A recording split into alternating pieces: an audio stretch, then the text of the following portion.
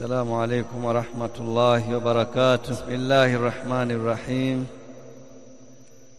الحمد لله رب العالمين، والعاقبة للمتقين، ولا عدوان إلا على الظالمين، وأشهد أن لا إله إلا الله ولي الصالحين، وأشهد أن محمدًا عبده ورسوله إمام المتقين،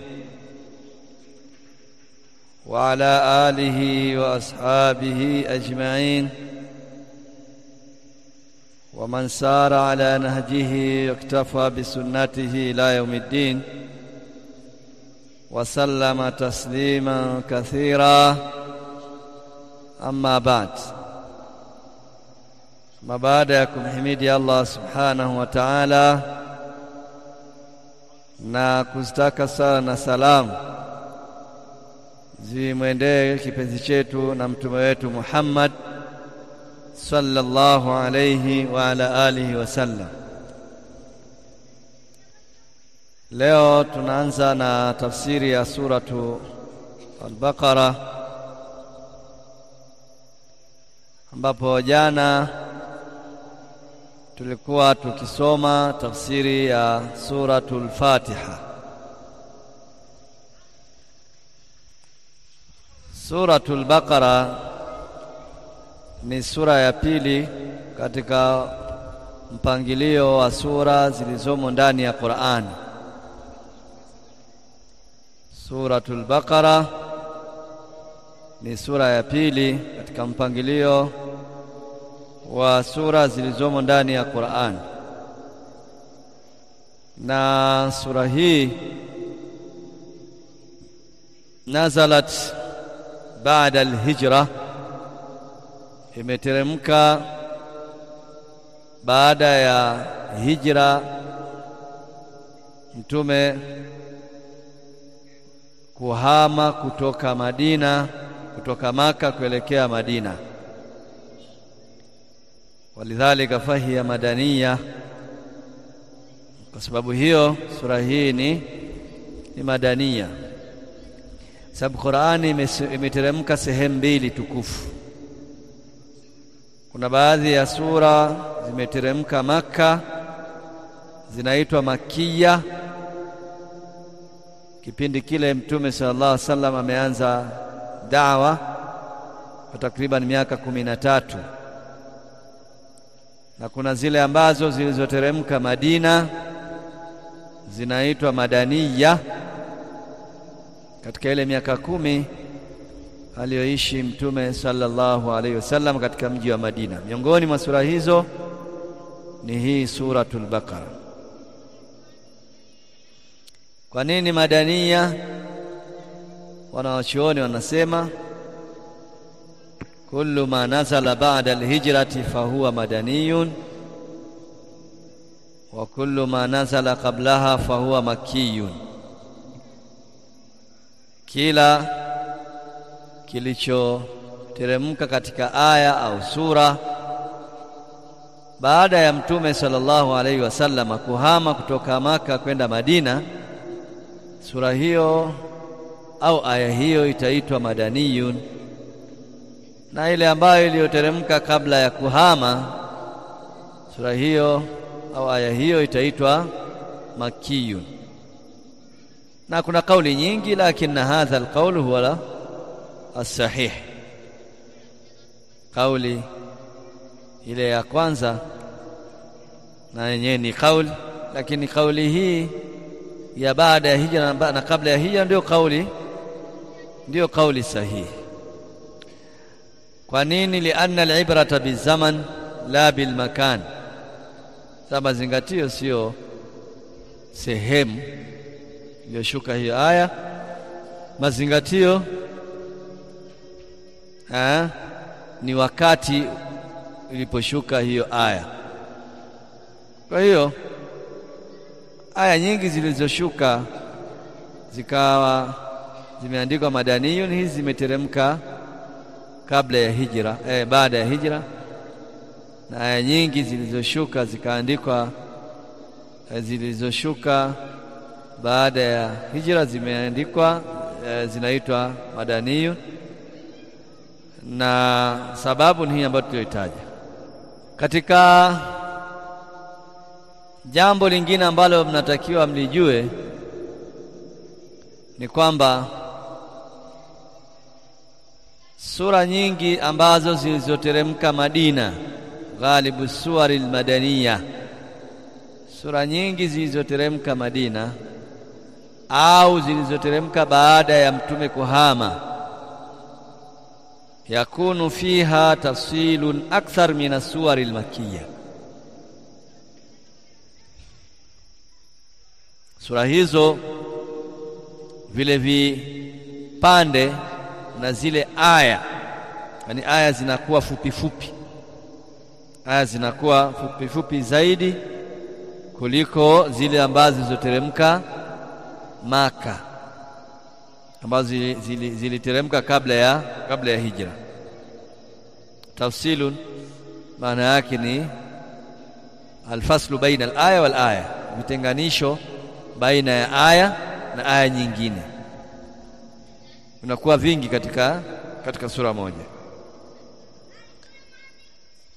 Lakini kinyume chake pia inawezekana, wa yakunu tafsilu fiha fi furu'i al-islam duna usulihi, na tafsil bimaana zile aya humo zinakuwa zinaelezea sana mambo ya matagaa, yani furu'u al-islam, mambo ya matawi, na sio katika mambo ya msingi, mambo ya itikadi. Kadhalika pia takunu ghaliban aqallu shidda fi zajri wal wa'zi wal wa'idi, aya ambazo zilizoshuka baada ya hijra zinakuwa mara nyingi hazielezei mambo magumu magumu katika kukemea na katika waadhi na katika waid, zile kemeo zinazoashiria adhabu kali kwa mtu atakayefanya kitu fulani au atakayeacha kufanya kitu fulani. Liannaha tukhatibu qauman kanu mu'minin muwahhidin, kwa sababu baada ya hijra watu tayari washakuwa waislamu. Kwa zile aya zilizokuwa zikishukia Madina, zile zilikuwa zikiongea na watu ambao tayari ni waumini, sawa, tayari wale watu ni wenye kumpwekesha Allah subhanahu wa ta'ala, tofauti na vile ambavyo aya zilikuwa zikishuka kuwaelezea watu ambao wapo Maka bado hawajamwamini Allah na hawajampwekesha ukweli wa kumpwekesha. Lakini zile za Madina zilikuwa zikiwaongelea watu ambao, kiongea na watu ambao tayari wamesimama na misingi ya dini, na hakuna kilichobaki kwao illa antubayyana lahum furu'a ad-din liya'malu biha. Kilichobaki ilikuwa ni kubainishiwa tu yale masaili fiqhia ya hukumu na mambo mengine ili wafanyie kazi. Wa takunu ghaliban atwal ayati min as-suwari al-makkiyah, na aya hizi zinakuwa ni ndefu kuliko zile aya za Makka. Kwa tunasema ghalib mara nyingi suwar al-madaniyah yakunu fiha tafsilun akthar min as-suwari al-makkiyah,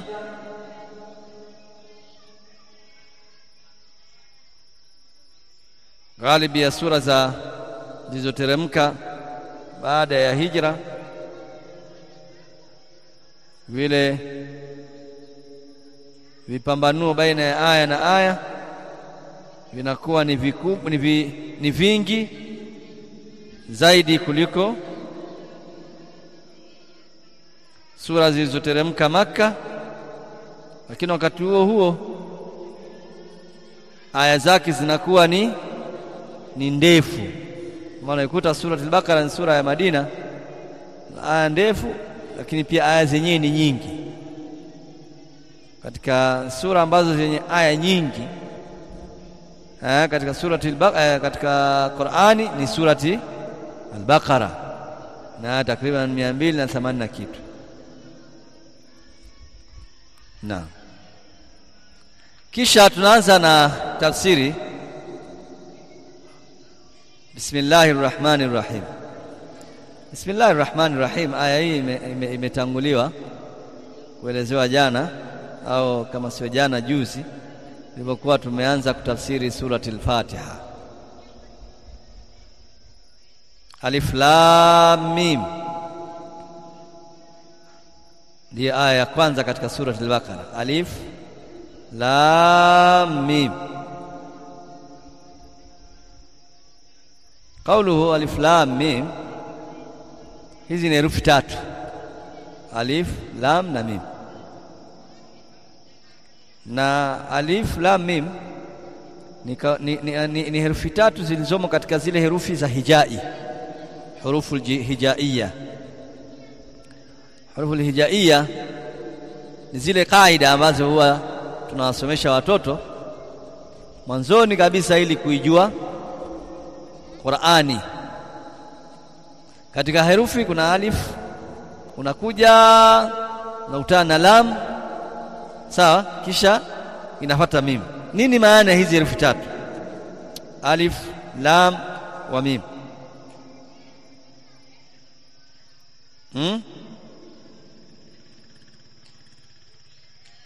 Ukisoma kulingana na vile ilivyoandikwa utasoma alam.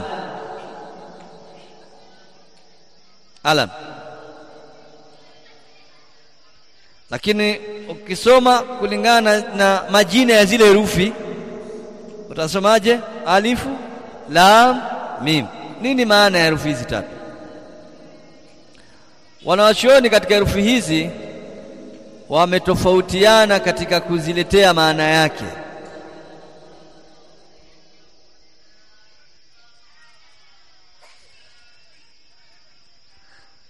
Wametofautiana katika kuziletea maana yake. Zikaja akwali nyingi za wanawachuoni ambazo kila kauli na ashiria kitu fulani. Lakini katika hikma tukawa tumezipata kauli 4. Alqaulu alawwal, kauli namba 1, anna laha maana, kwamba hii alif lam mim ina maana. Lakini baada ya kusema ina maana, ikhtalafa ashabu hadha alqaul fi ta'yini. Wanawachuoni katika kauli hii pia wakatofautiana katika kuainisha sasa ile maana. Je, alif lam mim hal huwa ismun lillahi azza wa jalla, au alif lam mim ismun lisura, au annahu isharatun ila mudda hadhihi al-umma, muddati hadhihi al-umma, au mfano wake. Tofautiana. Je, alif lam mim ni jina la Allah, au ni jina la hii sura, au ni ishara ya muda wa umma huu, au mfano wake? Tofautiana katika kauli hiyo, baada ya kusema kwamba maneno haya au herufi hizi tatu zina maana. Hiyo ni kauli ya kwanza. Kauli ya pili, wengine wakasema kwamba alif lam mim hiya hurufu hijaiya laisa laha maana itlaq, kwamba alif lam mim hizi ni herufi za hijai. Hurufu hijaiya, herufi za alifu, be, te, the, jim ni herufi tu na hazina maana. Hata siku moja huwezi kupata maana ya alifu, huwezi kupata maana ya ba, kama vile hizi alfabeti A, B, C, D, huwezi kupata maana ya A, B, C, herufi moja moja mpaka ziungane. Zikiungana ndio utasema baba anaifahamika, mama anafahamika, bibi anafahamika. Lakini kipindi unazitaja unazisoma huwezi kupata maana yake. Hiyo ni kauli ya ngapi? Kauli ya pili. Kauli ya kwanza tumesemaje? Ina maana alif lam mim ina maana nini? Maana yake wakatofautiana. Baadhi wakasema ni maana alif lam mim ni jina la Allah, na baadhi wakasema maana alif lam mim ni Allah ndiye anayejua, si ndio? Ni majina tu, ni herufi tu katika herufi zingine. Wengine wakasema la, alif lam mim ni jina la sura, na maana suratul Baqara hii inaitwa suratu alif lam mim. Na watu wanaita sura gani? Nasema niko alif lam mim, sivyo ilivyo alif lam mim, maana anajua alif lam mim jina la sura, au alif lam mim ni muda wa ummati Muhammadin sallallahu alayhi wa ala alihi wasallam. Kauli ya pili ni herufi katika herufi zingine. Kauli ya tatu ina maana lakini Allah ndiye anajua. Laha maanan Allahu a'lam bihi, inayo maana. Herufi hizi zina maana lakini Allah ndiye anajua maana yake. Kwa sisi tunakata kwamba maana inayo, lakini tunasema nini maana yake? Allahu a'lam. Na sio kila ambacho kilichokuwa na maana wewe utakijua, Allah ndiye anajua.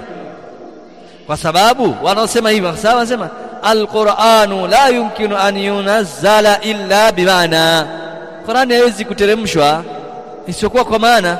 Lau kama ingekuwa imeteremshwa bila maana ingekuwa ni abathan, na Allah hawezi kushusha ndani ya kitabu chake kitukufu maneno yaliyokuwa ya upuuzi.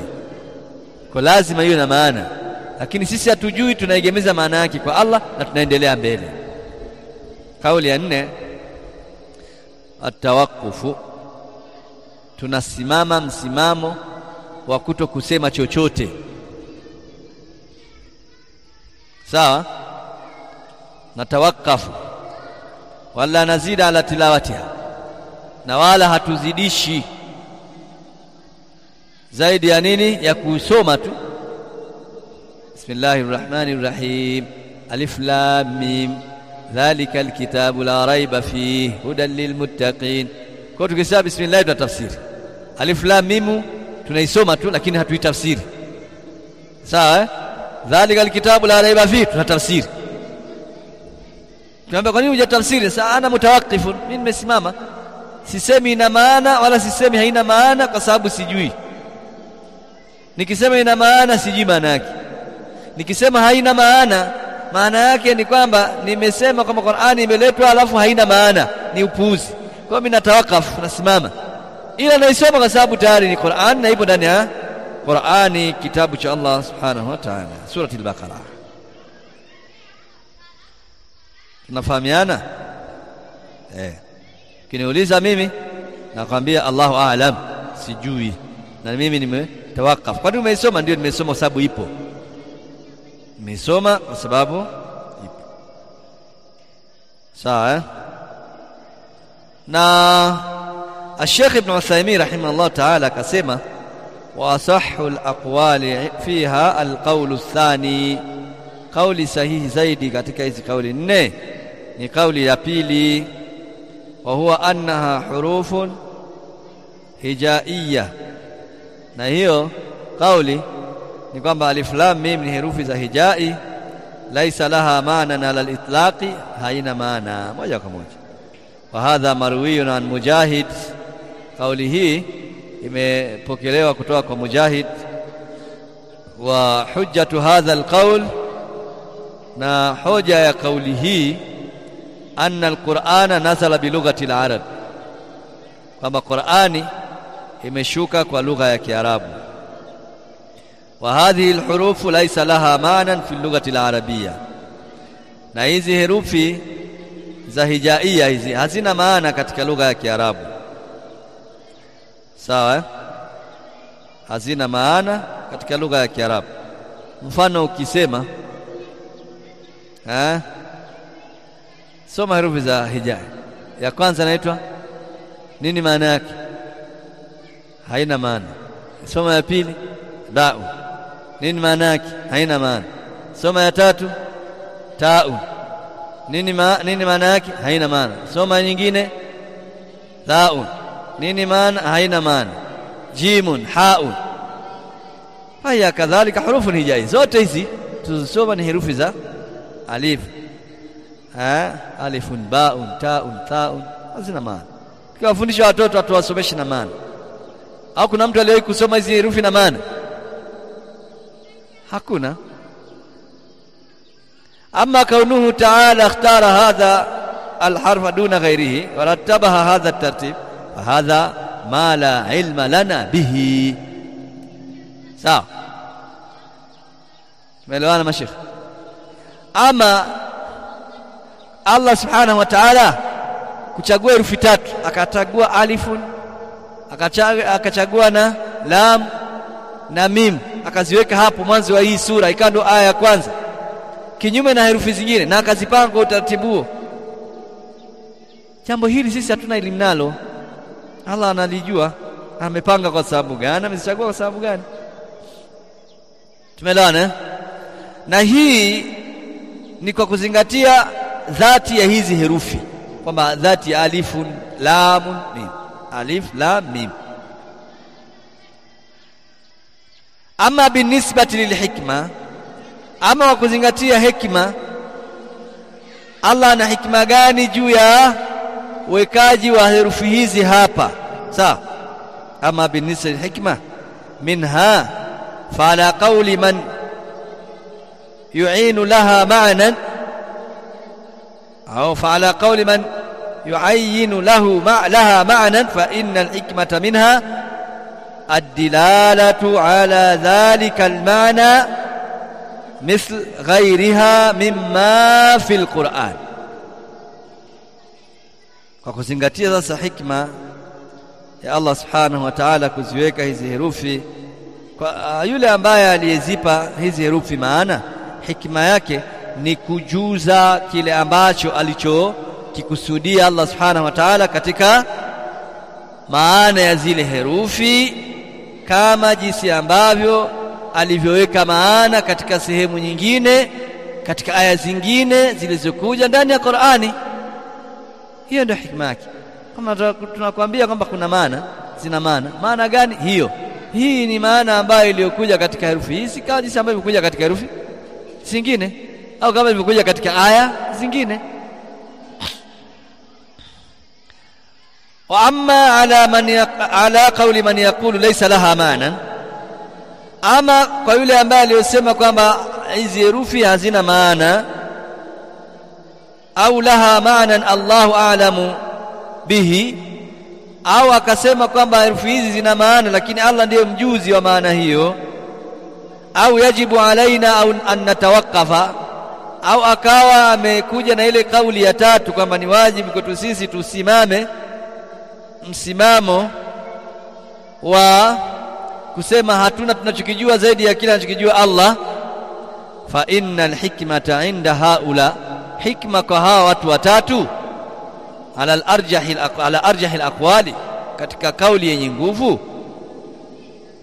Wa huwa alladhi ikhtarahu ibn al-Qayyim, nani ile kauli aliyoichagua Sheikh al-Islam ibn al-Qayyim wa Sheikh al-Islam ibn Taymiyyah na Sheikh al-Islam ibn Taymiyyah, wakhtarahu tilmidhuhu al-Hafidh al-Dhahabi, na akawa ameichagua kauli hiyo mwanafunzi wake al-Hafidh al-Dhahabi, wa jam'un kathir min ahli al-ilm, na kundi kubwa katika wanawachuoni.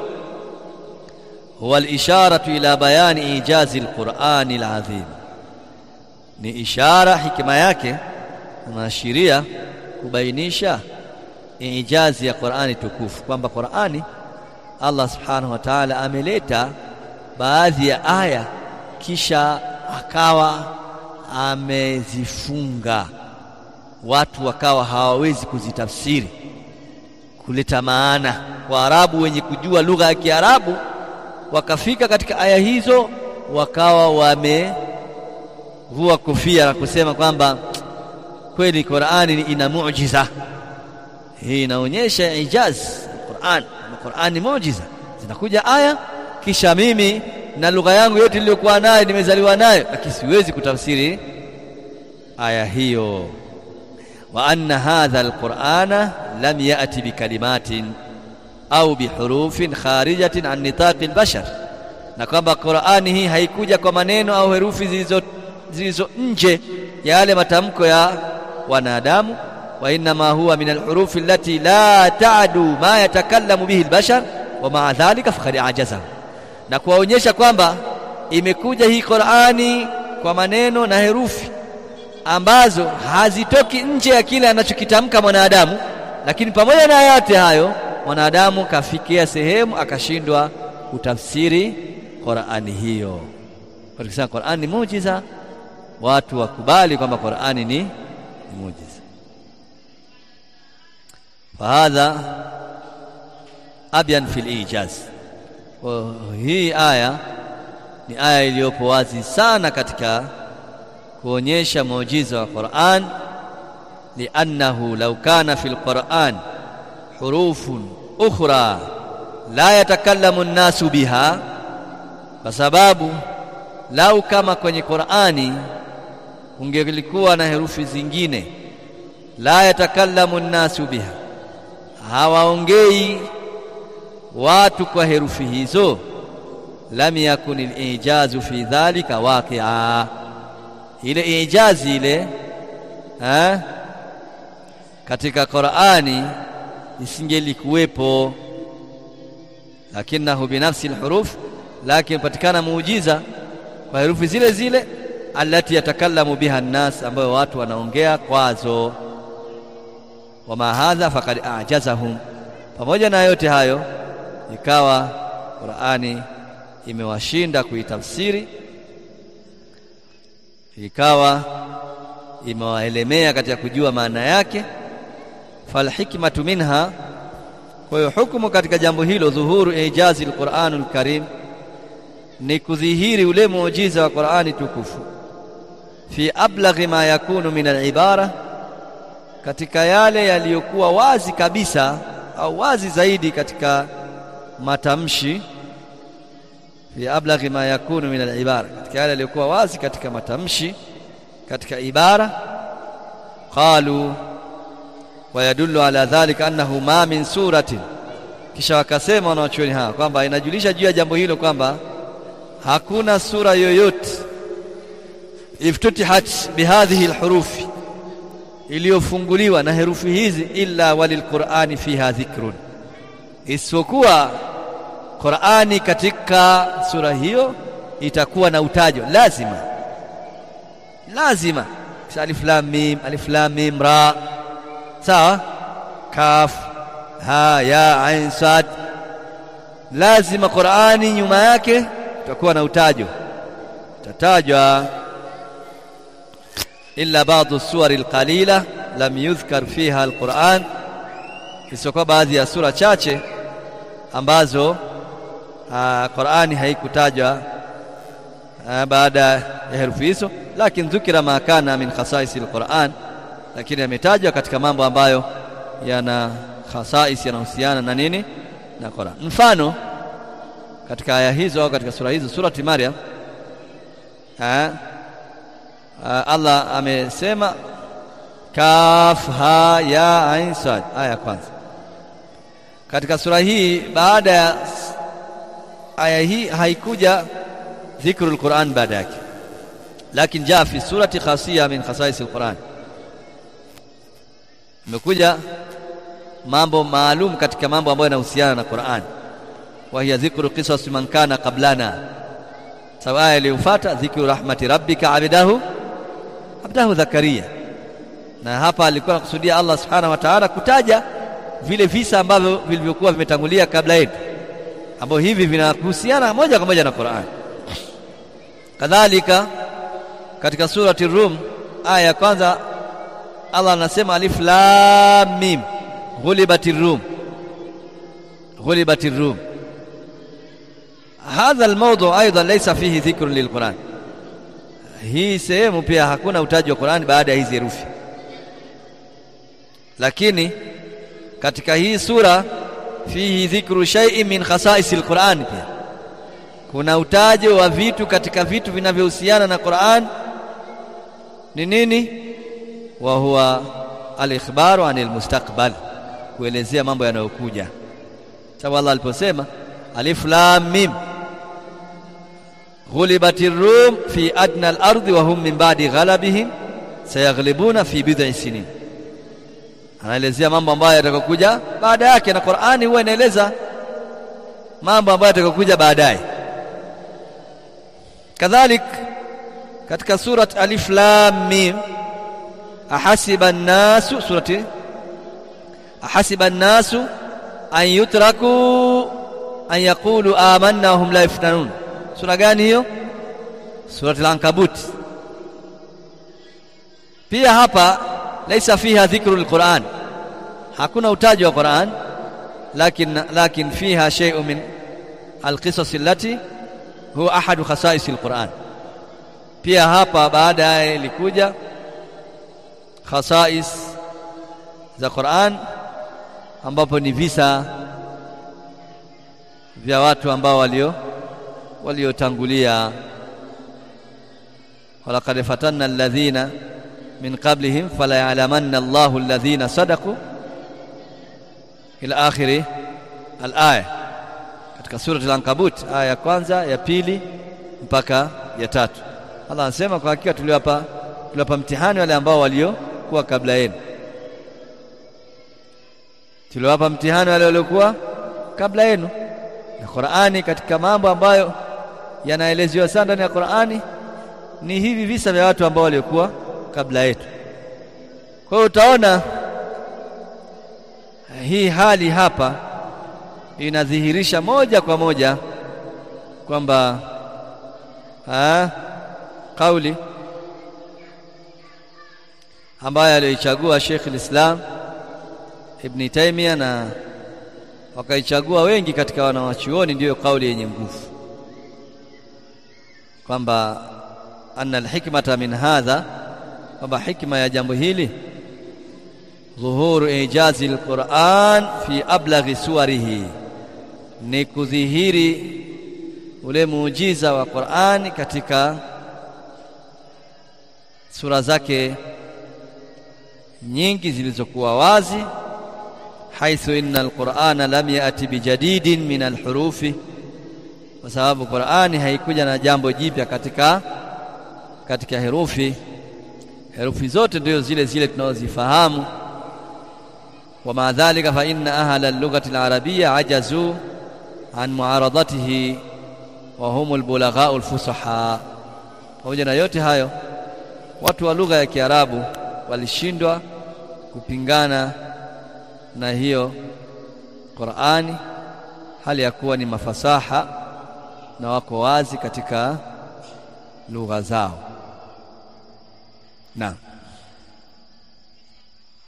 Na baadhi ya wanawachuoni wakasema kwamba hikma ya kuletwa hizi herufi mwanzo wa sura na zikawa zimekosa maana ni tanshiti samiin, kutaka kuwachangamsha wale wenye kuisikiliza Qur'an. Ukiambiwa jambo afu ukawa hukulielewa vizuri, huwa kama unauliza nini maana yake, afu kinachokuja mbele wakati wewe unafikiria maana ya kile ambacho ulichokuwa unauliza, kinachokuja mbele utakizingatia. Alif lam mim, nini maana alif lam mim? Dhalikal kitabu la raiba fihi hudan lilmuttaqin. Hiyo Qur'an ni kitabu kisichokuwa na shaka ndani yake, ni mwongozo kwa wale wenye kumcha Allah subhanahu wa ta'ala. Kwa inakuwa katika sura kama hii. Kwa hiyo aya ya pili ni qauluhu ta'ala dhalikal kitabu. Hapa tafsiri yake kwa Kiswahili tunasema hiki ni kitabu. Sawa? au kile ni kitabu. Tumeelewana? Lakini sahihi kabisa ukisema hiki ni kitu kichopo karibu, na dhalika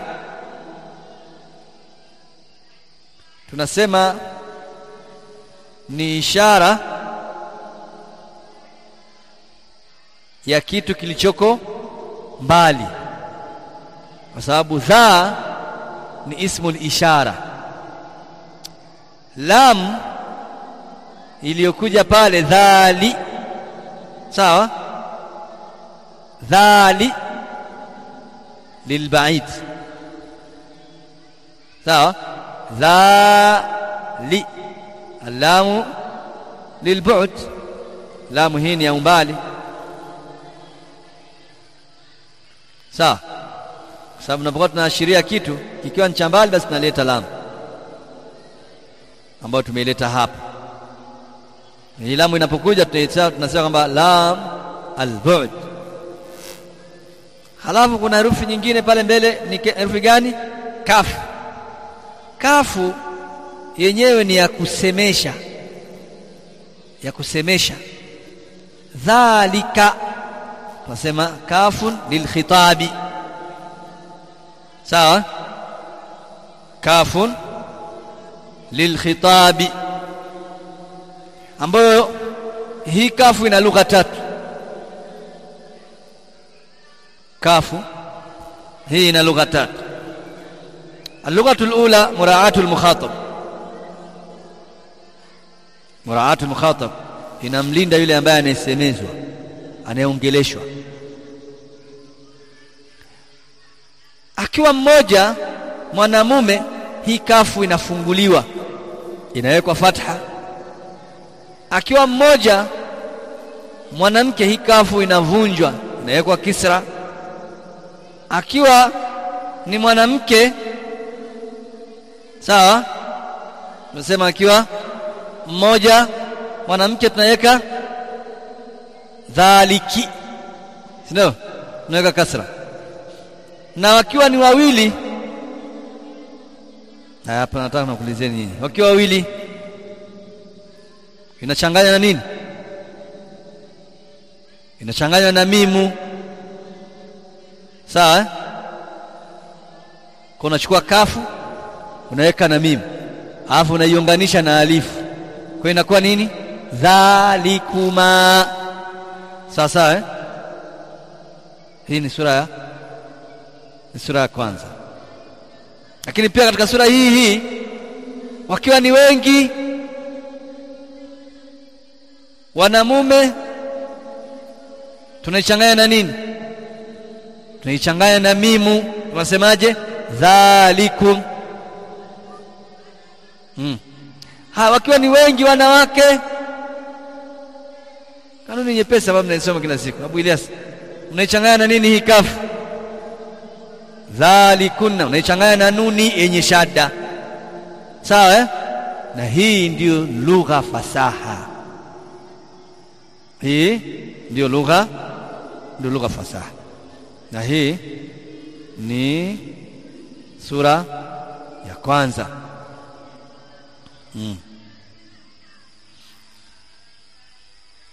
Sura ya kwanza ambayo ndio lugha fasaha. Haya, lugha ya pili, lugha thania katika kafu, luzumul fathi wal ifradi mutlaqa.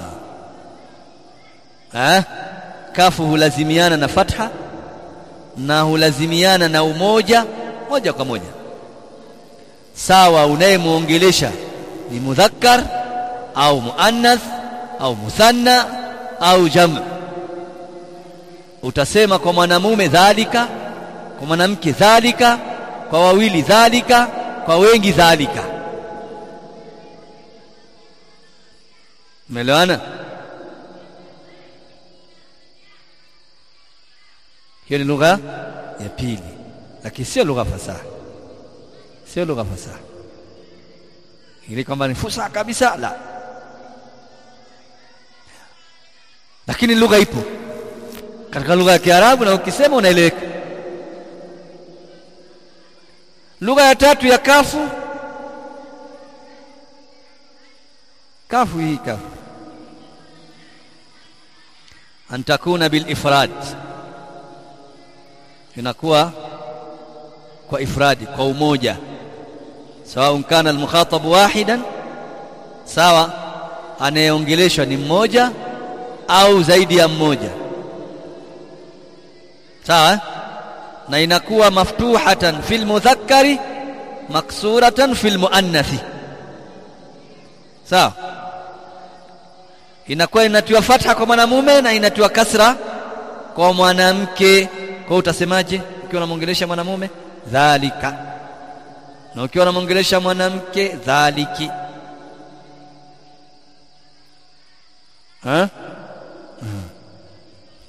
haya الخطاب في قوله تعالى katika sura hii dhalika, الخطاب في قوله تعالى ذلك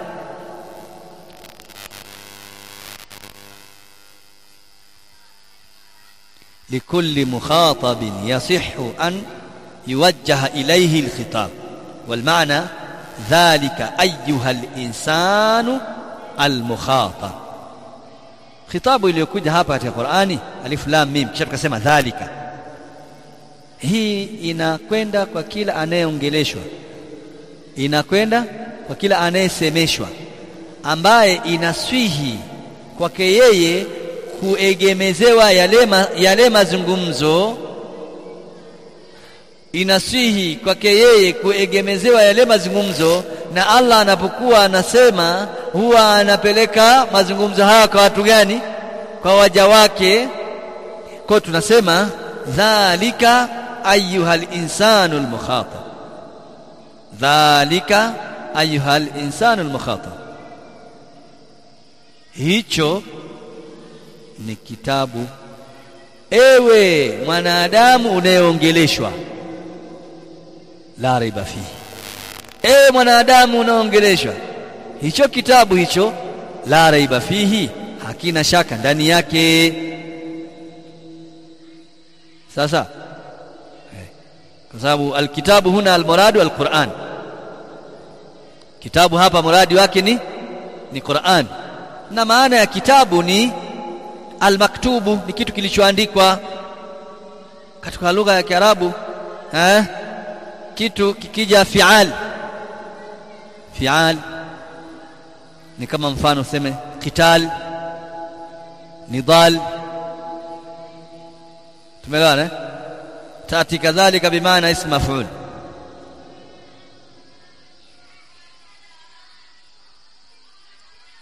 Katusema bina kwa maana ya nini? Mabniyo. Ghiras kwa maana ya maghrusu, kichovunwa, kichojengwa, kilichoandikwa. Kitab kwa maana ya maktubu, qital kwa maana ya maktulun, kichouawa. Kadhalika alkitabu, kitabu hakiwezi kuwa kitabu kama hakina kilichoandikwa ndani yake. Kuna vitu vimeandikwa ndani yake ndio tukapata kitabu. Sasa kitabu maana maktub, lakini muradi pale ni Al-Qur'anul Karim, Al-Qur'an Al-Karim. Qur'anul Karim maktubun inda Allah, wa huwa aidan maktubun bis-suhufil mukarrama, imeandikwa kwa Allah lakini pia imeandikwa kwa suhuful mukarrama, marfu'atin mutahhara bi aidi safara kiramin barara, kama alivyosema Allah subhanahu wa ta'ala katika suratu Abasa, fi suhufin mukarrama marfu'atin mutahhara biaidi safara kiramin barara. Kwa hiyo ni Qur'ani iliyoandikwa katika karatasi, sawa, hizi tulizo nazo, karatasi hizi ambazo tuko nazo. Lakini tunakuja kukuta pale Allah aliashiria kwa ishara ya mbali, dhalika. Tumesema dha ismu ishara, alamu limadha? Lilbu'd. Lam ni alama ya kitu kilichopo mbali. kafu ni lilkhitabi, ya kusemesha, ambayo ina sura 3 tumeziona. Sasa dhalika kitabu, kwa nini Allah subhanahu wa ta'ala ameashiria kitabu kiko mbali? Sisi Qur'an tuko nao karibu. Nini hikma yake? Nini malengo yake? Ishara iliyokuja hapa ikawa imeashiria umbali. Kusudio na hikma liului manzilatihi, ni kuonyesha ile ujuu wa daraja yake. Qur'ani iko daraja yake iko juu, ndio maana ikawa kwa ishara ya mbali. Wa illa kiuhadisia sisi tupo karibu na nini? Na Qur'ani. Liului manzilatihi li'annahu ashrafu kitabin wa a'zam kitab, kwa sababu ndio kitabu kitukufu na kitabu kikubwa. Kitabu kitukufu na kitabu kikubwa. Dhalika alkitabu la raiba fihi, la raiba fihi. Naam, watu wa nahwu wanasema hii la iliyokuja hapa ni la nafia liljinsi, la nafia liljinsi, la inayokanusha jinsi ya kitu. Na hii raiba iliyokuja hapa mbele ya la raiba ni ismu la, ni jina la. hii la mabniyun ala al-fathi li'annahu murakkabun ma'aha fahiya fi mahalli nasbi, ni jina la imejengeka juu ya fatha kwa sababu imepandanishwa pamoja, imeungana. La raiba, la raiba, kwa inakuwa katika mahali nasbi. Na kisha kuja la katika sura kama hii tulioeleza, ahlun nahwu wanasema la nafia liljinsi hapa itakuwa inafidisha umum, ujumla, katika mwisho kabisa wa maana yake itakuwa inafidisha ujumla. Yani la raiba fihi sawa kana qalilan au kathira. Sawa, Qur'ani haina shaka ndani yake, si kidogo na wala si nyingi. Yani haina shaka kidogo na wala haina shaka nyingi, haina shaka kubwa wala haina shaka ndogo. Hakuna mtu atakuja kusema kwamba Qur'ani bwana nimeisoma kitabu kizuri sana, lakini hiyo haina, hakuna lakini. Ni kitabu kisichokuwa na shaka, hakuna hata nukta ya shaka. La raiba fi, sababu la nafia liljinsi na raiba ni ismu madha, ismu la, wa tufidu ish al-umum, tufidu al-umum. La raiba, na raiba hapa nini? Raiba ni nakira, wa nakiratu fi siyaqi an-nafi tu'ti al-umuma, au hivi ndivyo ambavyo wanasema ahlul ilm, wa nakiratu fi siyaqi an-nafi tu'ti al-umum, kwamba nakira inapokuja katika siyaqi ya kukanusha inakuwa ibara ile inachukua maana ya jumla, al-umum al-mutlaq. Alif lam mim dhalikal kitabu la raiba fihi. Asije mtu akasema kwamba Qur'ani ni kitabu kizuri, lakini sasa pale kwenye mirathi pale mimi ndo pananitia mashaka pale. Kwa nini mwanamume achukue mara mbili ya achukue sawa na wanawake wawili pale tu basi, kipatoa pale pengine pote mimi naona sawa sawa huwa inatokea hivyo katika baadhi ya familia. Sisi tumegawa zetu kiserikali bwana, sababu bwana sasa Qur'an nasema kwamba yusikumullahu fi auladikum lidhakari mithlu adhil unthayayn, Allah nakuhusieni katika watoto wenu mwanamume atapata sawa na mafungo ya wanawake wawili. Hapo bwana, hapana, Qur'ani yote naikubali, lakini hapo mtihani hapo na mashaka hapo msipafati hapo. Au ile aya kuongeza kwa mke zaidi ya mmoja kwa wanawake. Sasa bwana, Qur'ani naielewa sana, kitabu changu, lakini ulipofika pale wanawake mwanamume awe mke wa pili na watatu na wanne, hapo bwana la raiba fihi, hairuhusu mlango huo. Sawa jamani, la raiba fihi. Waraibu huwa shak, waraibu huwa shak, kwamba raib maana yake ni shak, lakini laisa mutlaqu shak, lakini sio shaka moja kwa moja. Sawa, sio shaka moja kwa moja, bali shakul mashub biqalaqin liquwwati ad-da'i al-mujibu lishak, bali ni shaka iliyo ambatana na qalaq na dhiki, sawa, ambayo inayopelekea na dhiki inayosababisha na nguvu iliyokuwa inapelekea jambo lililokufanya wewe uwe na shaka.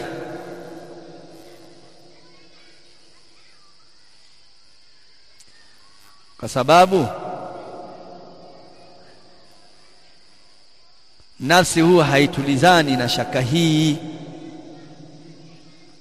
nafsi huwa haitulizani na shaka hii, لأن النفس لا تطمئن لهذا الشك فهي قلقة منه بخلاف مطلق الشك. ولهذا من فسر الريب بالشك فهذا تفسير تقريبي لأن بينهما فرقا.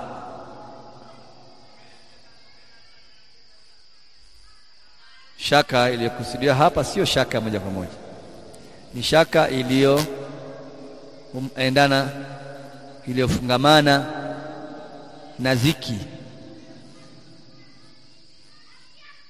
shaka iliyokuwa na dhiki. Kama mtu anatilia shaka kitu kisha moyo wake unakuwa na dhiki kutokana na kile ambacho kilichomfanya yeye awe na shaka.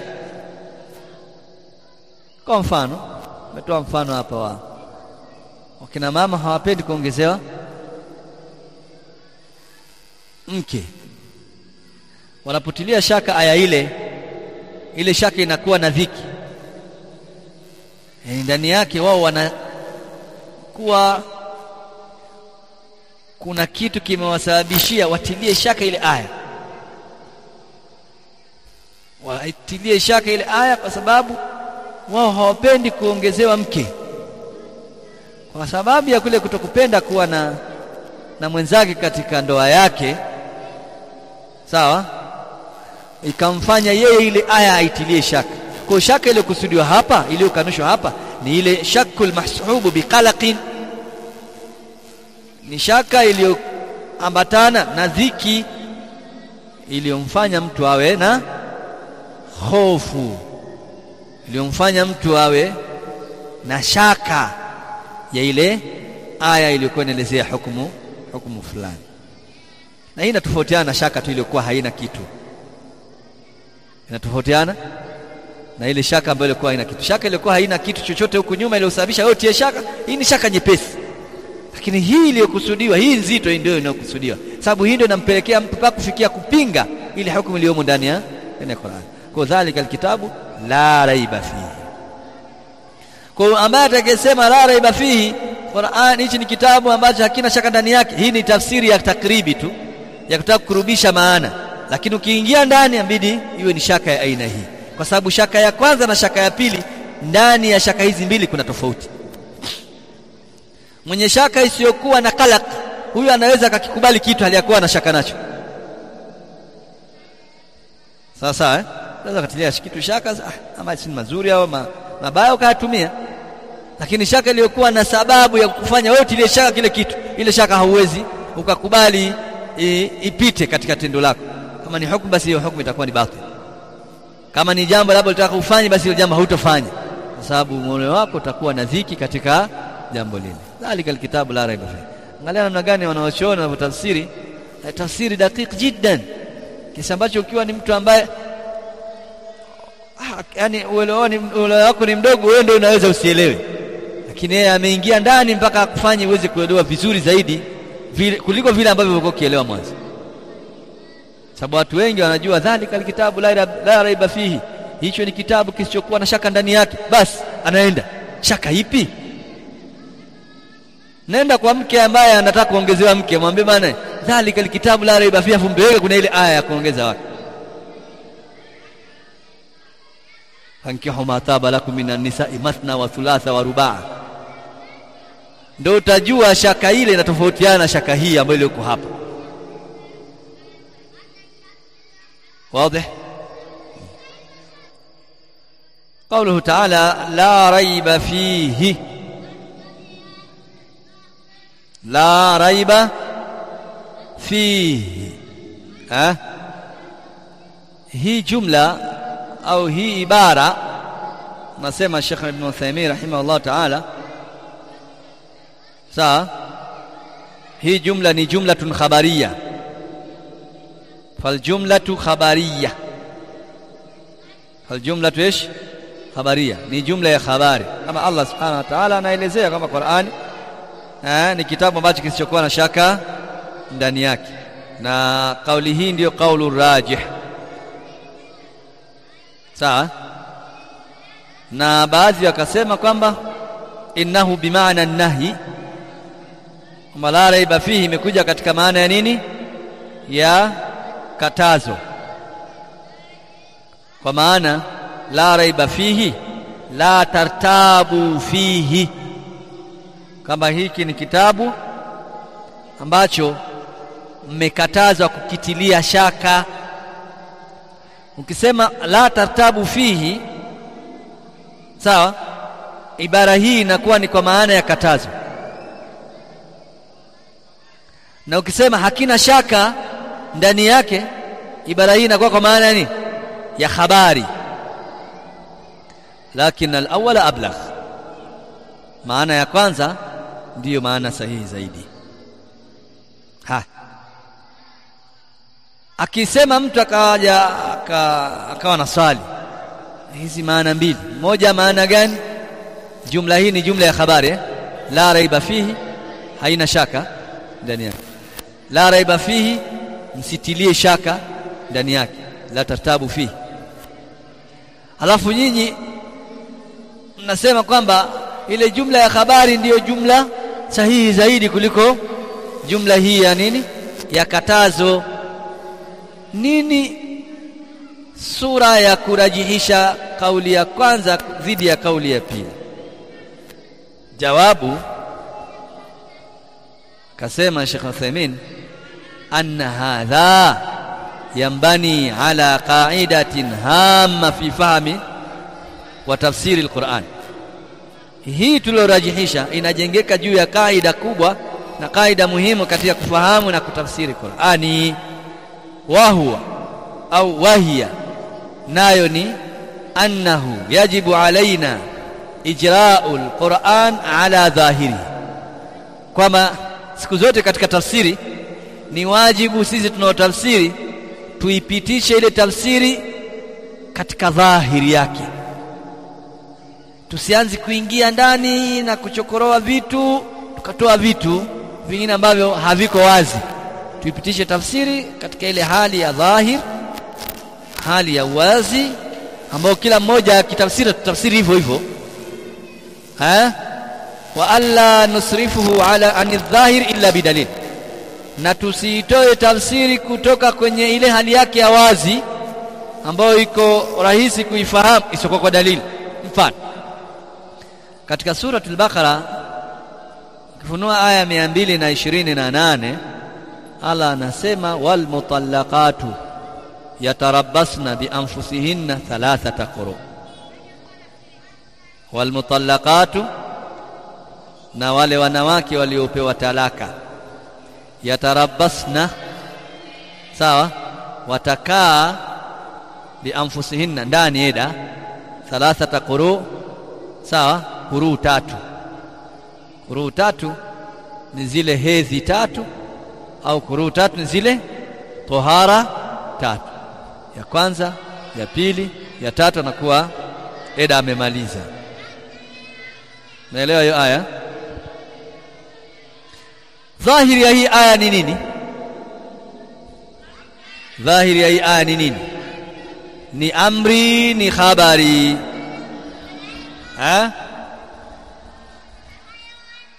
Dhahiri ya hii aya ni khabari. Sawa? Dhahiri ya hii aya ni nini?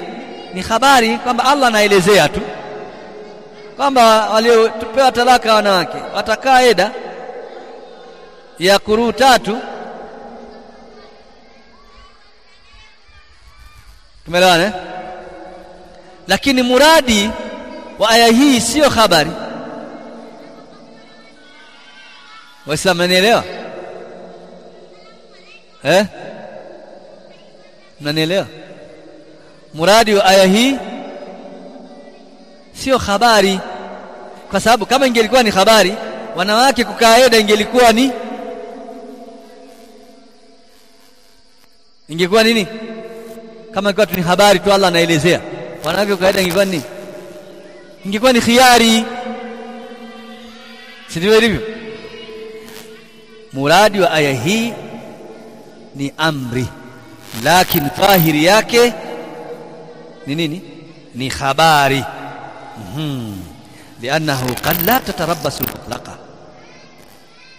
المطلقة فما دمت تريد تفسير القرآن الكريم فيجب عليك أن تجريه على ظاهره إلا ما دل الدليل على خلافه. sawa? Tumeelewana? Muda ambapo wewe unataka kutafsiri Qur'ani, ni lazima utafsiri kwa dhahiri yake mpaka pale patakapohitajia dalili ambayo itakayo kutaka wewe utoke kwenye dhahiri uje kwenye muradi, na muradi utaupata kwenye ile dalili iliyoletwa. Wadhālika li'anna al-mufassira lil-Qur'an, na hii ni kwa sababu anayetafsiri Qur'ani shahidun 'ala Allah, ni shahidi wa Allah, bi annahu arada bihi kadha wa kadha, kwamba Allah yeye ametaka Allah yeye ametaka katika aya hii hiki na hiki na hiki. Sababu sisi tunakuja kujua hukumu baada ya kutafsiriwa na Allah subhanahu, baada ya kutafsiriwa na huyu mufassir. Wa anta law fassarta kalama bashari, na wewe lau kama ungetafsiri maneno ya mwanadamu ala khilafi dhahirihi, kinyume na vile ambavyo alivyoelezea dhahiri yake, yani kinyume na dhahiri yale maneno yake, angekulaumu huyo mwanadamu, kwa nini umetafsiri maneno kinyume na vile ambavyo nilivyokusudia? Kwa nini unayabeba maneno yangu kinyume na dhahiri yake? Pamoja na kwamba lau kama ungetafsiri kinyume na dhahir vile ambavyo alivyokusudia yeye, lau kama ungetafsiri maneno ya huyu mtu tofauti na vile ambavyo alivyokuwa wazi, hili jambo lingelikuwa jepesi zaidi kuliko vile ambavyo ulivyotafsiri tofauti na vile yalivyokuwa wazi maneno ya Allah subhanahu wa ta'ala. Ukikosea kutafsiri maneno ya mwanadamu na ukikosea kutafsiri maneno ya mtu, kipi kizito zaidi? Tafsiri ya mwanadamu uliyoikosea ni nyepesi zaidi kuliko tafsiri ya Allah, maneno ya Allah subhanahu wa ta'ala. Umefahamiana? Naam. Kwa hiyo unapokuwa unatafsiri jambo, tafsiri katika dhahiri yake mpaka ije dalili itakayokuelekeza kwamba wewe hapana, usitafsiri hiyo dhahiri. Mimi muradi wa hili ambalo unaliona dhahiri yake ni hivi, muradi wake ni kinyume chake ambao ni ndio utatoka kwenda kwenye ule muradi. Dhalika alkitabu la raiba fihi. Sawa? Dhalika alkitabu la raiba fihi maana yake laisa fihi raibun abada, hakuna shaka ndani ya hicho kitabu hata kidogo. Hakuna shaka ndani ya hicho kitabu hata kidogo. Hudan lilmuttaqin, kitabu hicho ni mwongozo kwa wale wanaomcha Allah subhanahu wa ta'ala. Kitabu hicho ni mwongozo kwa wale wanaomcha Allah subhanahu wa ta'ala. نكتفي بهذا والله أعلم، وصلى الله وسلم وبارك على نبينا محمد وعلى آله وصحبه وسلم.